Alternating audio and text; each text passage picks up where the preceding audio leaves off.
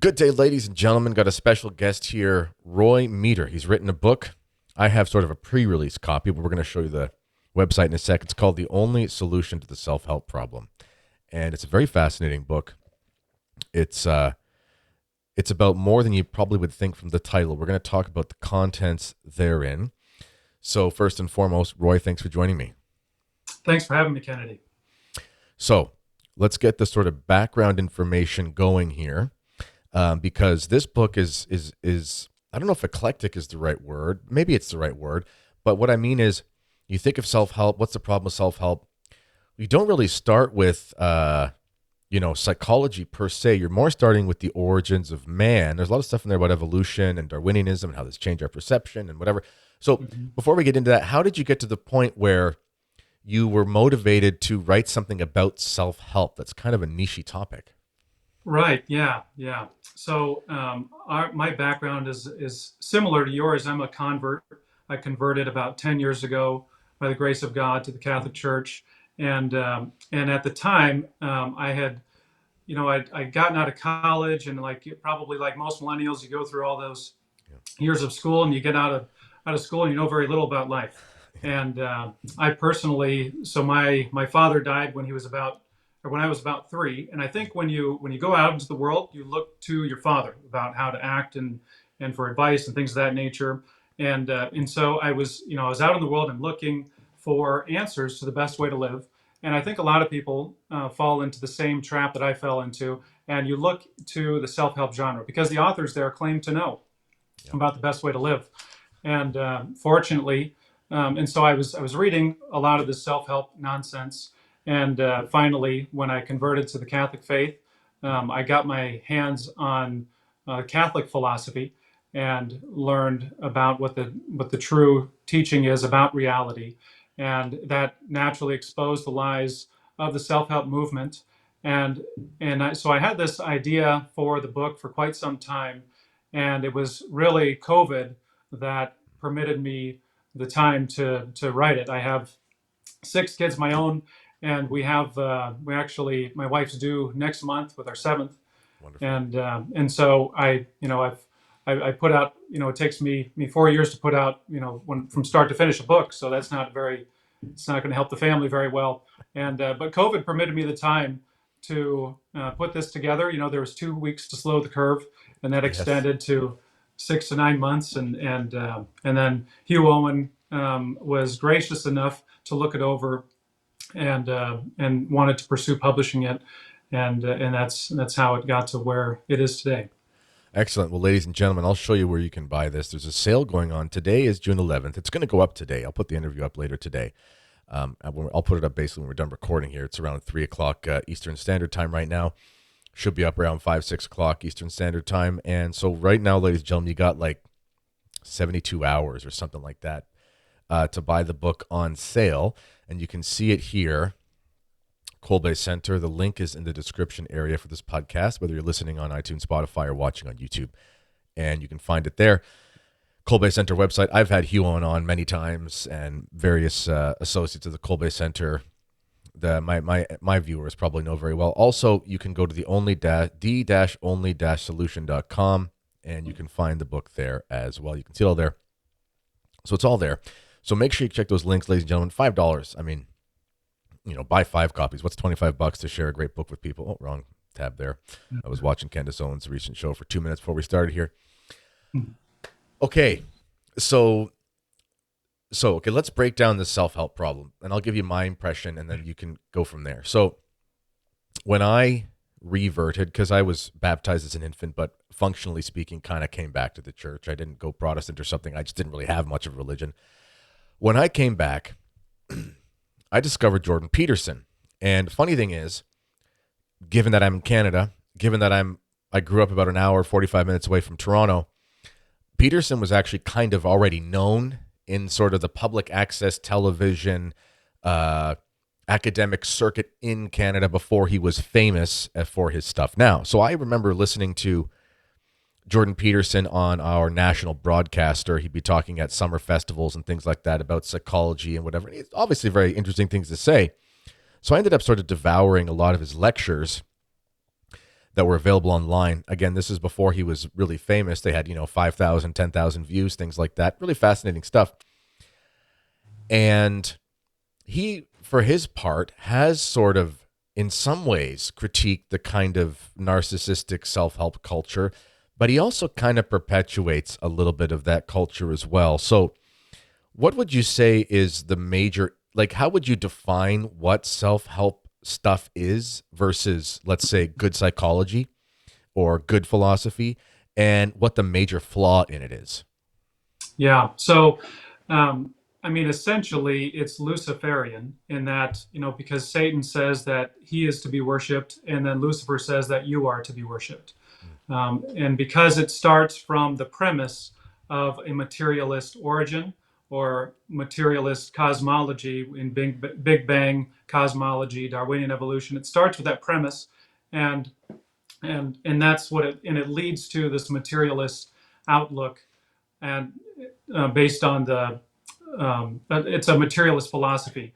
So when you look at self-help, you have to understand the genre. It is a type of philosophy, and philosophy is determined by cosmology. Like St. Thomas Aquinas says, sacred doctrine is greater than philosophy, and we look to sacred doctrine to help us understand our philosophy, and also we look to philosophy to help us with our theology too. But the theology is the queen of the sciences.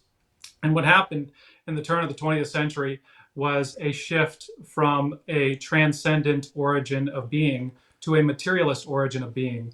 And I use the words of Stephen Covey, just to kind of use some of their own words in his book Seven Habits of Highly Effective People. Yeah. He says that when in his research he found things went from a focus in character to a focus in personality, and to focus in character is you're focusing on virtues, on things like honesty, integrity, the golden rule, and it shifted to a personality focus on how to achieve whatever you want, and lubricating conversations, and how to win friends and influence people, Yeah. and this very materialistic notion that leads to ultimately, I believe, Luciferian. And the reason why I say that, and it also has a neo-Gnostic sense, Yeah. because Gnosticism, of course, they look internally for the truth. As Catholics, we know that, like Aquinas articulated, truth is the mind's equation to the thing, the equation of the thought and thing. But for the Gnostic, they look internally for truth, and they look internally for the secret truth. And the self-help genre looks to the secret of success. You determine your purpose, and ultimately, it leads to agnosticism, or a form of neo-Gnosticism. That's what we see in the self-help genre and the culture itself. It's funny you mentioned Stephen Covey. I when I left my job as a teacher, and I sort of had to make this decision to become kind of an entrepreneur, I was looking for certain books to read about productivity systems and things, and whatever. And I was recommended essentially to try the 7 Habits of Highly Successful People, whatever it is. And I read some of it, and I just got bored after a while. I was like, you're basically just telling me how to make people like you over and over again by, I don't know, pretending to be someone they like. And anyway, I just thought it was annoying. But Right. the way that you break it down, yeah, it's this understanding of it being self-centered is literally what it is. It's self-centered, and it really has created, I call the modern sort of post-Christian pantheist person, like the person who grows up in a Christian sort of value system, loosely understood family, and they go off to the big city and they start doing yoga and stuff like that. And it's funny, they even miss the point of the Eastern spiritualities. In fairness to them, they actually want to annihilate the self, whereas we have it's this monstrosity of, obviously as a Christian we understand that I exist and you exist, and that's a good thing, and we're created in God's image and we're unique and individual and so forth. So we do want to, in a sense, help ourselves, but in relation to salvation, of course, and uniting ourselves to Christ, whereas they keep the self part. The modern sort of post-Christian, neo-yoga, pagan, whatever, keeps the self part, but then blends it with the Eastern part, and they're neither a real pantheist nor a Christian. They're kind of this halvesy. Anyway, I don't know if that makes sense, but does that sound like kind of what you're getting at? Yeah, it does. It leads to this kind of pantheistic. It's funny you mentioned that. There's like, so in the 21st, in the turn of the 21st century, there's what's known as, you might have heard this, but they call it the law of attraction. Yeah. Okay, and this is, hopefully your viewers are laughing because it is silly, but the on the website lawofattraction.com, they say that, simply put, the law of attraction is the ability to attract into our lives whatever we are focusing on. And this goes back to like the all the way back to Napoleon Hill's, his idea of, whatever the mind can conceive and believe, it can achieve, right? And there's some truth in that, right? Yeah. If you think good thoughts, and we're told, it's whatever is true, whatever is just, whatever is lovely, think about these things, right? This is what the Holy Ghost says. So it's true to a degree, but ultimately what they're saying is that you are God, or excuse me, you are the author of reality rather than God being the author of reality. You control your circumstances, and to a degree that's true, but they go in the excess.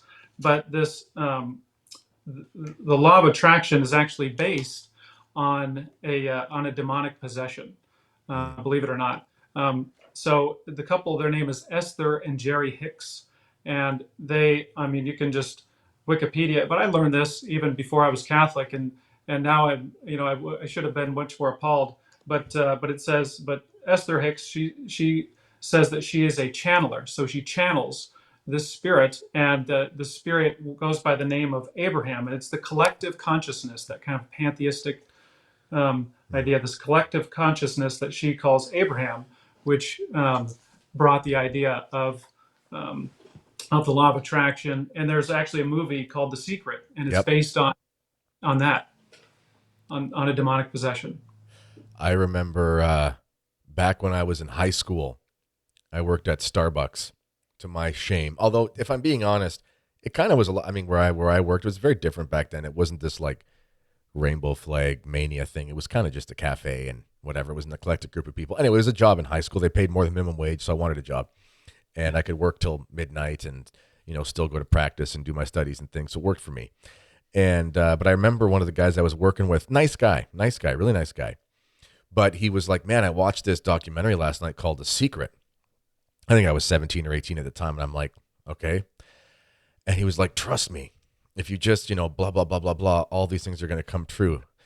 And I was an idiot when I was young, but one of the traits I've always had that I think has been positive is I've always been very, I guess you could say, skeptical in the sense of I don't really fall for things that easily.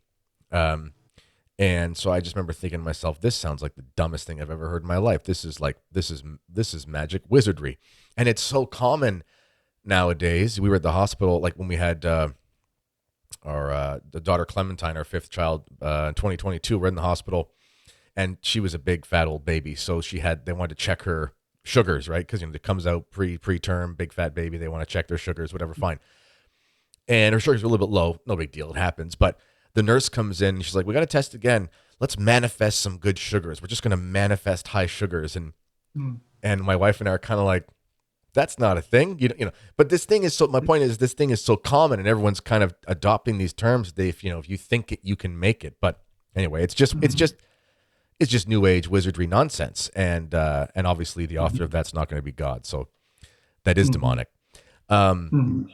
so let's jump in here. Um, so you spend a decent amount, well, probably about the first quarter of the book or so, really going over the sort of Darwinian revolution in, well, not just science, but philosophy. So why was it important? Mhm. Why was it important to really discuss the origins of man, juxtaposed against the sort of evolutionary narrative? How does that come into a true understanding of quote unquote self help? Right. Yeah. Good question. So it's based on the first principle that nature dictates purpose. Okay. So nature, the nature of a thing dictates its purpose, and we know this with everything. Take a watch as an example. The watch was created to tell time. Right. That's the nature. That's why it was created. That was its origins, was for the purpose of telling time. And so the better the watch tells time, the better it corresponds with the movements of the sun, and the more it conveys that time in a convenient way as a watch. then the better the watch is, because it is the purpose of the watch and it's also the nature of the watch. And so that's true for everything, for the watch and for us.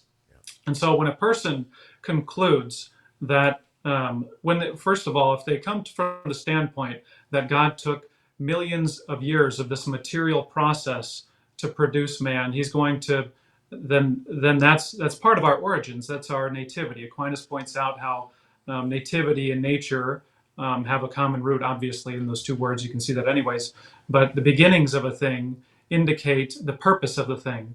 And so you're going to conclude that our purpose is not really beyond this world, because if the world created itself, then what could be greater than a worldly good?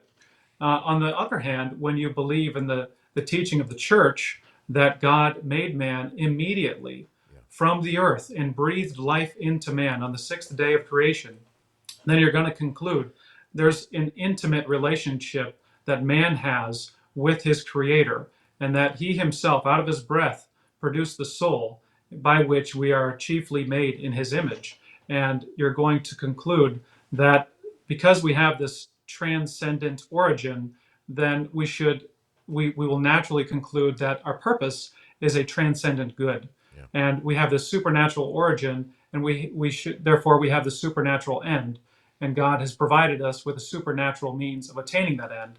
And so it's really naturalism versus supernaturalism, if I can put it that way, which is the deposit of faith.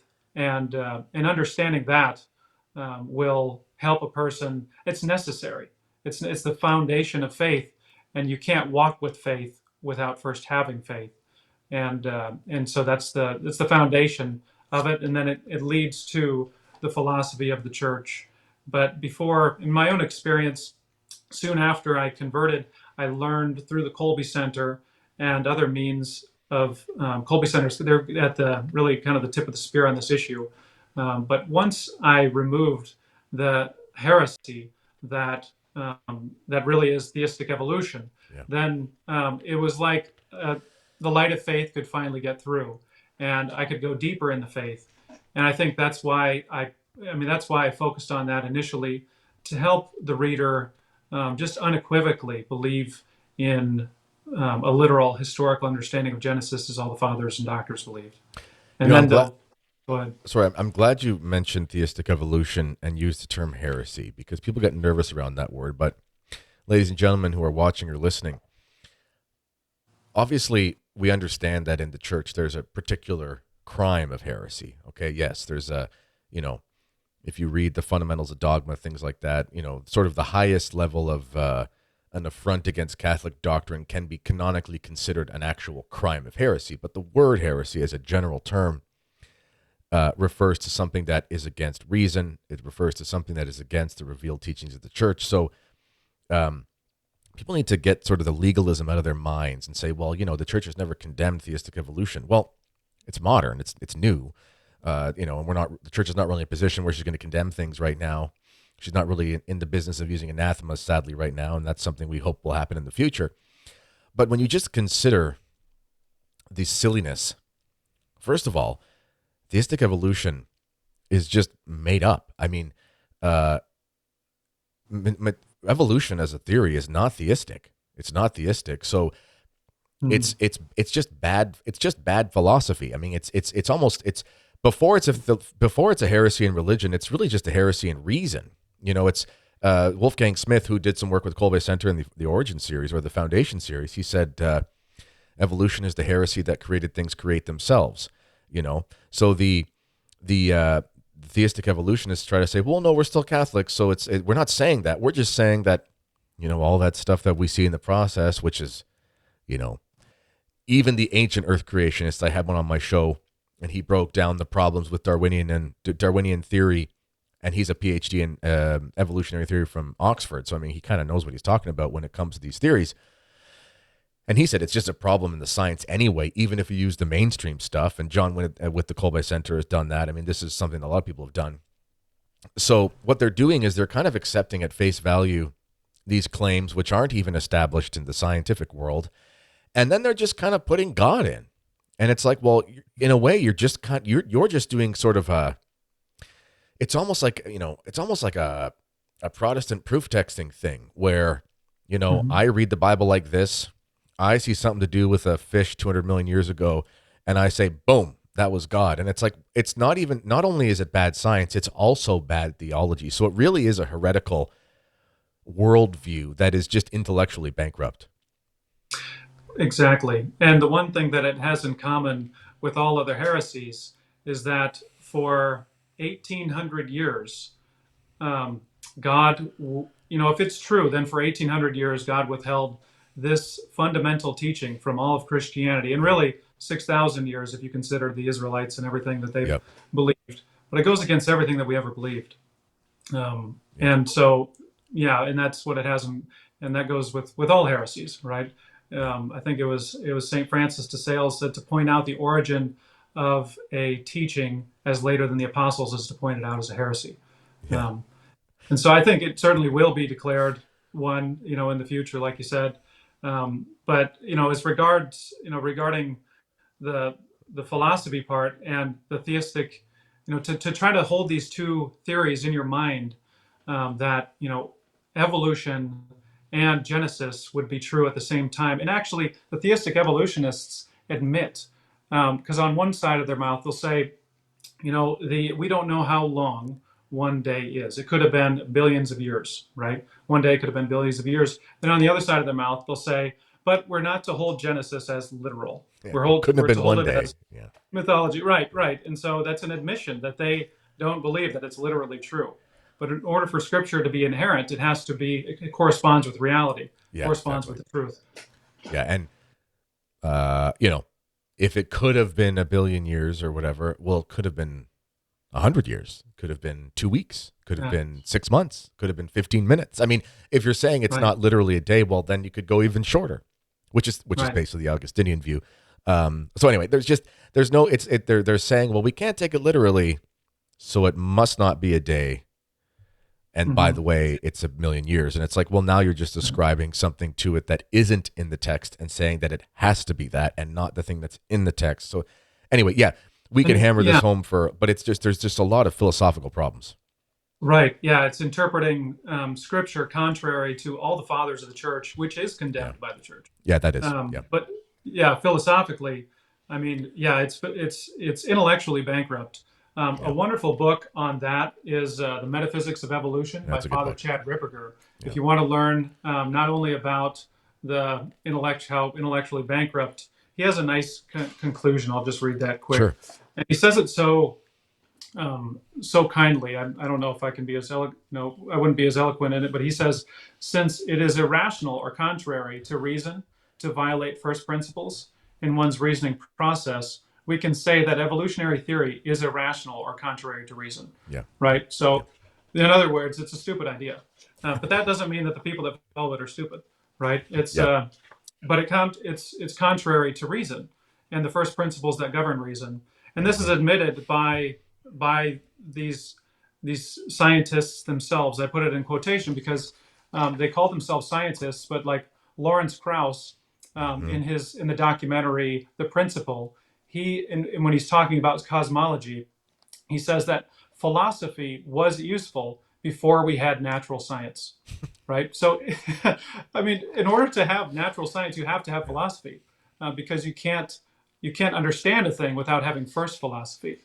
And I mean, take the principle of sufficient reason, for example. So to study a science, you're looking to the causes of a thing, to the cause of a thing's existence, Yeah. right? To understand how a thing's existence, you look to its cause.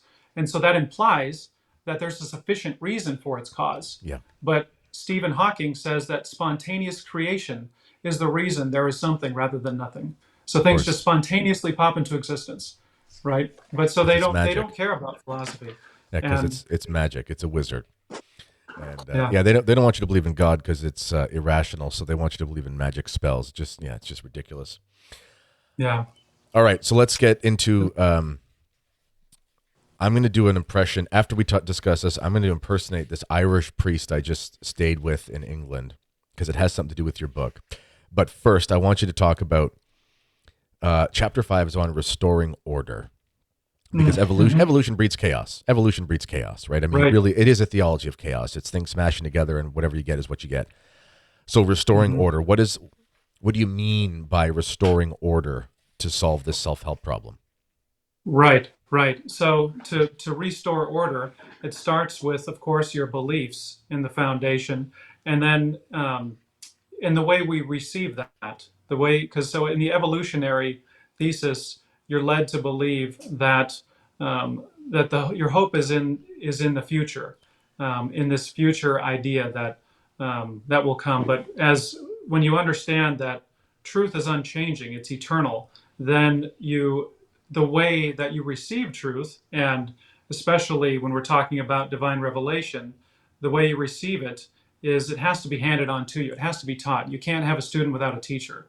And so, in order to be a good teacher, you first have to be a good student. But what happened was the students of the past rejected the teachings that they were being given, and then they made up their own.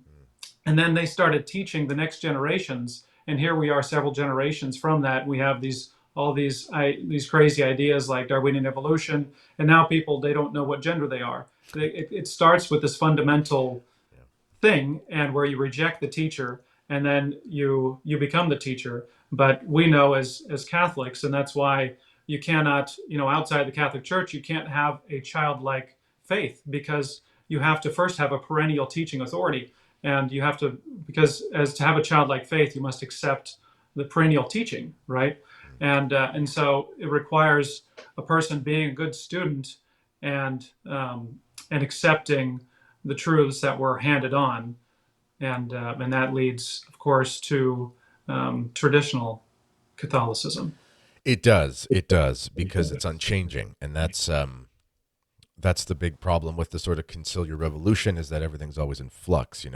I just submitted my manuscript to Sophia for my modernism book, and part of the book as I go through, well, the book I basically go through Pascendi, and it's the Big Pius X encyclical, which is very hard to read. So I, basically, here's what it means in regular human language, and Mhm. using examples. And I was showing how they started to kick off the synodal process under Paul VI, and then it was picked up by John Paul II. It was long before Pope Francis, and I was reading this document from JP2 on the synodal process, and he was saying in the document that the synodal process would be the key to interpreting Vatican II. And over time, they would come to basically dynamic interpretations, whatever adjective they used. So, right there in this time we've been living in the church, even the teachings of an ecumenical council are subject to an interpretation that changes over time, rather than being subject to a very clear meaning, which is unchanging. This really does create chaos for people's lives, and tradition really is the remedy. Right. Yeah. And when you have an unclear teaching, you have an unclear understanding of reality, and Yeah. of which is, we should all be looking at reality through the lens of the faith. And when you have an unclear understanding of where we come from and what the faith is, then you're unclear about how to behave. And because faith and morals go hand in hand. And so until you get the faith right, we're not going to get the morals right. And that's why I think the same conclusion is drawn. I think a lot of your viewers value the traditional liturgy Mm-hmm. heavily, but I would argue you first have to believe in the you must have a right understanding of the Creator before you can worship the creation. Mm-hmm. And yeah, Aquinas, he points out that the virtue of religion. He asks the question. He says, "Is piety a greater virtue than religion?" And he says, the gift of piety. He says, yes, it is a greater virtue, even though religion is the greatest of all the moral virtues. So all the virtues that govern our behaviors, the greatest of those, of course, is worshiping God. That's the greatest act that we can perform in this world. He says, but the gift of piety is greater, because the gift of piety honors God as Father, whereas the virtue of religion honors God as Creator. And there's a more intimate relationship with Father and Son than there is with creature and Creator. And but that kind of reveals something as well, that if we're going to get the virtue of religion right and get worship right, then we have to understand the Creator right. Mm-hmm. And in the way in which He created obviously says something about Him Himself. And so I think the two go hand in hand. and one has probably led to another. Um, so yeah, that's kind of I think the your audience will appreciate that understanding and yeah, but I think the two are necessary. And but yeah, if we don't get right belief right, then we won't get our behaviors right. That's exactly correct. And this is ancient Aristotelian virtue ethics. You know, you do the right things with your behaviors, and they correspond to your beliefs about those things. And this is the church's understanding of lex orandi, lex credendi. We worship and pray in the ways that are complementary to one another, and they inform each other. And if we change one, we change the other. So we change the mass, and it goes crazy. Then the virtues go crazy, et cetera, et cetera. So this is, yeah, Mm-hmm. you've nailed it. All right. This chapter 6 is on the sacraments. You mentioned something in your last little monologue there about it's a break with reality. So I'm going to impersonate Father O'Reilly. He's an old Irish priest.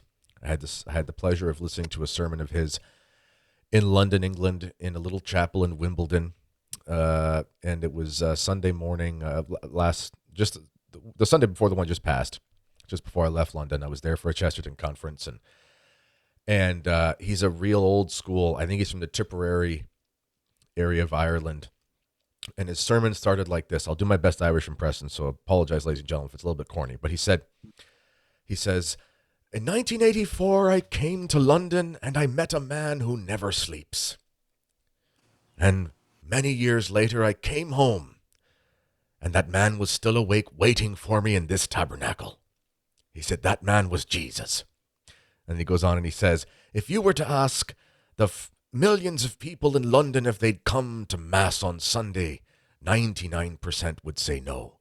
But if you were to ask every man in London if he'd go to the coronation of Charles III, almost everyone to a man would go. And he said, this shows me that Londoners are divorced from reality. And they went on to say, our jobs as priests is to bring you in touch with reality. Mm. Anyway, so thank you, Father O'Reilly. Yeah, But then that's wonderful. he went on about the, this was on, it was not Corpus, it was Corpus Christi Sunday. Obviously we celebrated on the Thursday, but it was the Corpus Christi Sunday. So he's got the readings and he was going on about how a misunderstanding of the Holy Eucharist is a misunderstanding of reality because we are in touch with reality through the sacraments. Maybe you want to take that theme and run with it, considering this chapter is on the sacraments after the reestablishment of order. Right. Yeah. Oh, that's wonderful. Yeah. Yeah, I couldn't have put it better than that. Because it's the summit of the faith is the Eucharist, and when you make that, and I think the fruits speak for the tree. Obviously, you can judge the tree by the fruits. And when you look at societies that revolved around the Eucharist, that were Catholic societies, then the summit of everything that they did was the Mass. You know, the church was to the state what the soul is to the body, and that's and so in the soul is it's ordered towards God. Your intellect was made for the truth. Your will was made for the good, and so the highest God is the truth. He is the creator of truth. The reality is so because of the mind of God, and truth is for us our conformity of the mind to reality. And for the will, he is the greatest of goods, right? Anything that is good in as much as it participates in the goodness of God. And so he is the summit and the source of our rational soul. And again, that goes back to believing in Genesis literally, and then it leads to a true understanding of reality. You know, I was talking to a priest one time about this who wasn't willing to swallow the really the traditional teaching, the faith on matters pertaining to Genesis. But I watched a light go on in his head when I described it to him, and he looked at me, and I could see a light go on. And he said, just imagine if all Catholics believed that. If all Catholics believed that the world is only like 6,000 or 7,000 years old, like that means things are much more significant than we've been led to believe. But if we are just some distant planet in an insignificant part of the universe drifting off into the abyss, then we evolved from a monkey, then what does it really matter what you do? It's not a big deal. And this is why, and you talked about this, there's a political um, part to this, and it was Huxley who was, he was Darwin's right hand man. You Yes. wouldn't have the promulgation of evolution if it wasn't for the Freemason Huxley. Hmm. And he admitted why he was pushing this agenda. He said, and this is from his Brave New World Revisited, he says, um, the reason why he's pushing it is because under a scientific dictatorship, education will really work, with the result that most men and women will grow up to love their servitude and will never dream of revolution. There seems to be no good reason why a thoroughly scientific dictatorship should ever be overthrown. And so there was a political agenda behind this, but it was the revolutionaries themselves that were afraid of a counter-revolution, but in order to usurp the counter-revolution, the unanimous belief of the counter-revolutionaries, they had to usurp their beliefs by inserting it with this scientism, where science and the latest and loudest scientists are going to determine what you are to believe about your origins. And so that's rocked the foundation. Now people aren't in touch with reality, right? If we live in if we're just cousins to a monkey or a fungus, right? Then we should really be careful with the environment. It leads to this worship of the earth and naturalism and all that nonsense. What did Chesterton say in Orthodoxy? He said if evolution is true, and he's talking about it as a philosophy, and he says not only he says it destroys thought, it destroys things, because he says there's neither not only is there no such thing as a man, there's no such thing as an ape, because if the thing changes into something else, it was never a thing. It's a thing that's Mm-hmm. constantly changing, and that's really at the heart of it. Is it just destroys your ability to conceptualize the world. It destroys all categories. It Mm-hmm. destroys essences and natures and forms and Mm-hmm. things. I mean, it really is. It's a complete and utter rejection of uh, the sanity of even pre-Christian antiquity, and then obviously the thoughts baptized by the great scholars in the church, taking those Mm-hmm. common sense truths of these, let's say, call them sort of enlightened pagans like the Aristotles and the Platos of the world, who could really understand reality for what it was. This is picked up by the church and made into a comprehensive mode of thought we would call scholastic. And the church has canonized this many times. I mean, Thomas Aquinas is a common doctor. Many, many popes have written about the genius of Aquinas. There's a reason why at Trent you have the scriptures and you have the Summa on the altar, not just symbolically, but saying, okay, fine, no man is infallible per se, in his, no mere mortal, but the method of scholasticism will never lead you astray.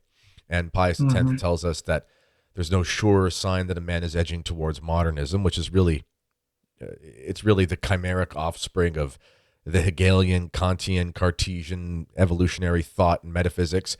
There's no surer sign one's edging towards that than his rejection of Thomism and scholasticism, and that's where we are today. So I think this book, as I'm leafing through it now, as you're talking and as we're talking about it, I think people will be pleasantly surprised when they read this book that in many ways it's almost just sort of catechetical in the sense of explaining what the faith is in light of modern errors, because all these self-help programs have just sort of stepped in to fill the void of for a society that's lost its realism. So before we sign off here, are there any thoughts you'd like to add or closing words before we go?